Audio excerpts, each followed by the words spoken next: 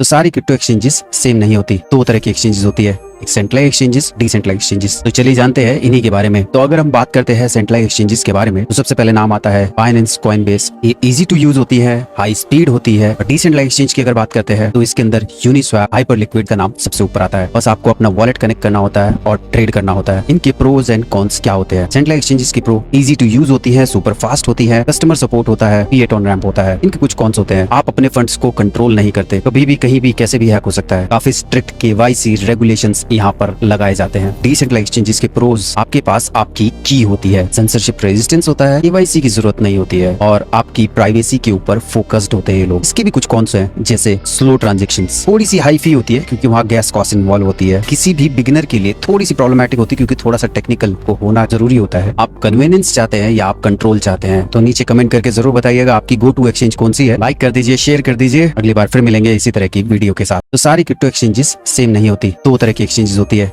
एक centralise exchanges, decentralise exchanges. तो चलिए जानते हैं इन्हीं के बारे में। तो अगर हम बात करते हैं सेंट्रलाइज एक्सचेंजेस के बारे में, तो सबसे पहले नाम आता है बाइनेंस, कॉइनबेस। ये इजी टू यूज होती है, हाई स्पीड होती है। और डिसेंट्रलाइज एक्सचेंज की अगर बात करते हैं तो इसके अंदर यूनिस्वैप, हाइपरलिक्विड का नाम सबसे ऊपर आता है। बस आपको अपना वॉलेट कनेक्ट करना होता है और ट्रेड करना होता है। इनके प्रोज एंड कॉन्स क्या होते हैं? सेंट्रलाइज एक्सचेंजेस की प्रो, इजी टू यूज होती है, सुपर फास्ट होती है, कस्टमर सपोर्ट होता है, फिएट ऑन रैंप होता है। इनके कुछ कॉन्स होते हैं, आप अपने फंड्स को कंट्रोल नहीं करते, कभी भी कहीं भी कैसे भी हैक हो सकता है। काफी स्ट्रिक्ट केवाईसी रेगुलेशंस यहाँ पर लगाए जाते हैं। डिसेंट्रलाइज एक्सचेंजेस के प्रोज, आपके पास आपकी की होती है, सेंसरशिप रेजिस्टेंस होता है, केवाईसी की जरूरत नहीं होती है और आपकी प्राइवेसी के ऊपर फोकस्ड होते हैं ये लोग। इसके भी कुछ कॉन्स हैं, जैसे स्लो ट्रांजेक्शंस, थोड़ी सी हाई फी होती है क्योंकि वहाँ गैस कॉस्ट इन्वॉल्व होती है। किसी भी बिगिनर के लिए थोड़ी सी प्रॉब्लमैटिक होती है क्योंकि थोड़ा सा टेक्निकल को होना जरूरी होता है। आप कन्वीनियंस चाहते हैं या आप कंट्रोल चाहते हैं? तो नीचे कमेंट करके जरूर बताइएगा आपकी गो टू एक्सचेंज कौन सी है। लाइक कर दीजिए, शेयर कर दीजिए। अगली बार फिर मिलेंगे इसी तरह की वीडियो के साथ। तो सारी क्रिप्टो एक्सचेंजेस सेम नहीं होती। दो तरह की एक्सचेंजेस होती है,